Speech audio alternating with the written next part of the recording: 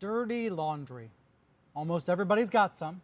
Secrets, embarrassing stories they'd prefer to keep under wraps. But unless you're in politics, you might never think that a team of researchers may be actively trying to dig up something on you and expose it to the world. But this week we learned that those kinds of tactics might be spreading, or at least being talked about. Here's the headline: Uber executives suggest digging up dirt on journalists. This is from BuzzFeed, from their editor-in-chief, Ben Smith. This was after Emil Michael, an executive at Uber, was heard complaining about a journalist and talking about how to respond. This happened at a dinner that he thought was off the record. Michael was talking about one journalist in particular, Sarah Lacy, who has been very critical of Uber, calling the company misogynistic, a charge that Uber strongly denies. Uber is a fast-growing company. It gives you access to taxis, basically, in many cities. I took it to work this morning. And Uber has disavowed Michael's comments. Michael has apologized, but he has not been fired. So I caught up earlier with Lacy when she joined me from San Francisco. Sarah Lacy, welcome to the program. Thank you. Do you think you were targeted because you're a woman? Do you think there's a gender element here? God, it's really hard for me to know. I mean, it sounds like from things I heard from the dinner, and I wasn't there, it was a lot of the very classic, aggressive attacks on women that we hear all the time. So I think certainly their talking points and the way they were going to come after me were very predicated because I'm a woman. I think this is a company that not so coincidentally has a lot of misogyny issues, which was the story I wrote that gendered this $1 million plan to begin with. So I know this is a company that has real issues with objectification and not respecting women. I mean, Travis has referred to it as boober because it helps him get more women. But frankly, I don't know if it's just because I was too much of a problem for them as a journalist or I was easier to go after as a woman. I mean, I'll never really know because I don't know Emil Michael's soul.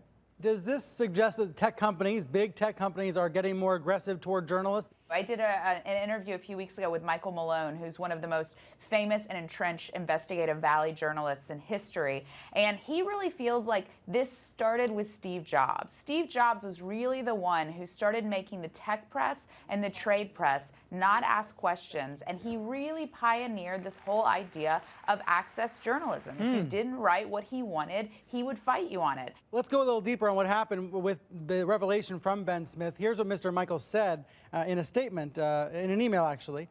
What I said was never intended to describe actions that would ever be undertaken by me or my company toward you or anyone else. I was definitively wrong. I am sorry. Do you believe his apology? Does it mean anything to you? Well, considering we just saw something in the Huffington Post where a colleague of Mr. Michael was saying he didn't say that at all. He was talking about a coalition of journalists. I mean, you can see they're already backtracking from the apologies that they made. I mean, I found myself the last couple of days saying, I wish I wasn't right about Uber. But, a couple of days ago when this all broke and everyone was horrified and everyone was apologizing and CEO Travis Kalanick was calling these comments inhuman and Emil Michael was saying the thoughts he made at an off-the-record dinner party don't reflect his view.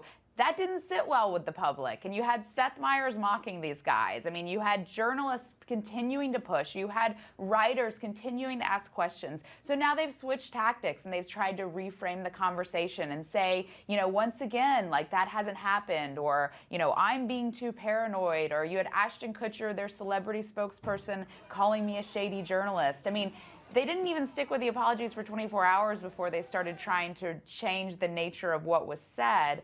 So I don't know how any of us can trust the apology. Let me put one of those Ashton Kutcher comments up on screen so viewers at home can see it. He wrote, "What is so wrong about digging up dirt on shady journalists?" And then he went on, he said, "So long as journalists," he's using journalists as a plural for some reason, "so long as journalists are interested and willing to print half-truths as facts, yes, we should question the source." It's interesting to me that you're bringing up Steve Jobs earlier because you're saying that this is something that we've seen from others in the tech industry. Does it feel different for some specific reason this time? Oh, yes. I mean, I think it's way different. I think when you were let's go back to, again, what Emil Michael said at the conversation, because people like Ashton Kutcher are very good at trying to reframe the narrative around this. He talked about Oppo research. They called it Oppo research. They're familiar with the term. We've seen documents disclosed talking about their plans for Oppo research with the taxi industry. And, as I'm sure your audience know, that's not doing a Google search on someone's name. If you have $1 million budget and a 6 to 8 person team to do Oppo research, And specifically, as he said at the dinner, targeting one's families and loved ones and doing it in a way where it would never be traced back to Uber that they had done this. I don't think anyone thinks that's remotely ethical. And I think anyone who cares at all about the First Amendment and the rights of journalists think that's pretty horrifying. I mean, maybe Steve Jobs did stuff like that and no one was ever stupid enough to brag about it at a dinner in front of Ben Smith.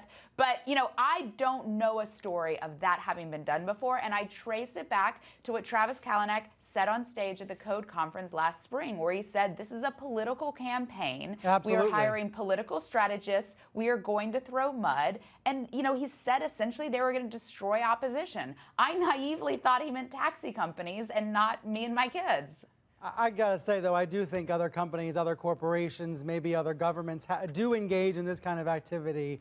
Maybe it's new for Silicon Valley, maybe it's new for Uber, but... You do? You think they, like, go through people's trash, search medical records, plant stories about their fan? Like, really? I mean, am I just naive? I do think there are companies that have engaged in those kind of practices. Yeah, I do think there's at least one television network that keeps files on reporters. I think that sort of stuff happens, but that doesn't make it right and doesn't make it ethical, and we do need to call it out. Right. I think what we're talking about here is journalists as fair game or not, you know? I mean, to your point, if you're going to do opposition research, does the opposition include journalists? That's what's very uncomfortable about this. And as a result of this week, you've been getting nasty messages online from Uber's supporters, Uber's fans. Is it true that you've had personal security, bodyguards this week?